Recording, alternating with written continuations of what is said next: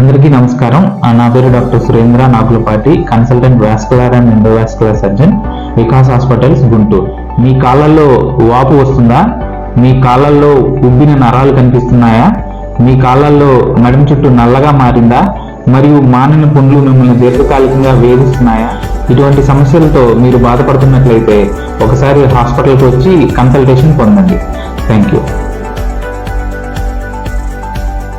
Hi friends, PG న్యూస్కి స్వాగతం. కువైట్లో గత 24 గంటల్లో దేశ గగనతలంలోకి ప్రవేశించిన 4 శత్రు బాలిస్టిక్ క్షిపణులను అడ్డుకుని ధ్వంసం చేసినట్లు కువైట్ సాయుధ దళాలు తెలిపాయని అధికారిక ప్రతినిధి సౌద్ అబ్దుల్లా అజీజ్ అల్ ఒతైబీ జారీ చేసిన ఒక ప్రకటనలో తెలిపారు.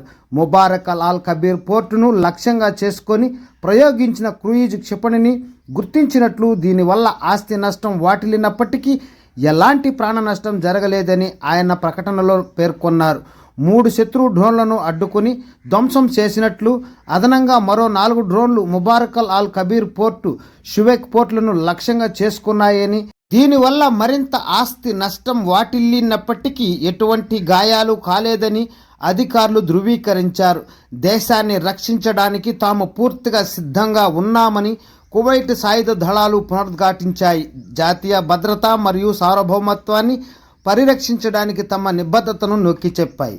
అలాగే ఇప్పుడే అందిన వార్త, కువైట్ అంతర్జాతీయ విమానాశ్రయంపై పలు డ్రోన్ దాడులు జరిగాయని, దీని ఫలితంగా మౌలిక సదుపాయాలకు నష్టం వాటిల్లిందని, అయితే ఎలాంటి ప్రాణ నష్టం జరగలేదని directorate general of civil aviation DGCA తెలిపింది. ఈ దాడి వల్ల విమానాశ్రయం రాడార్ వ్యవస్థకు గణనీయమైన నష్టం వాటిల్లిందని DGCA ప్రతినిధి అబ్దుల్లా అల్ రాజీ కువైట్ న్యూస్తో మాట్లాడారు ఒక ప్రకటనలో. అయితే సంఘటన జరిగిన వెంటనే అత్యవసర ప్రతిస్పందన బృందాలు మరియు సంబంధిత అధికారులు స్పందించి పరిస్థితిని అంచనా వేయడానికి మరియు విమానయాన భద్రతను నిర్ధారించడానికి అవసరమైన చర్యలు తీసుకున్నారని అల్ రాజీ ధృవీకరించారు. వీలైనంత త్వరగా పూర్తి కార్యాచరణ సంసిద్ధతను పునరుద్ధరించడానికి ప్రస్తుతం ప్రయత్నాలు జరుగుతున్నాయి.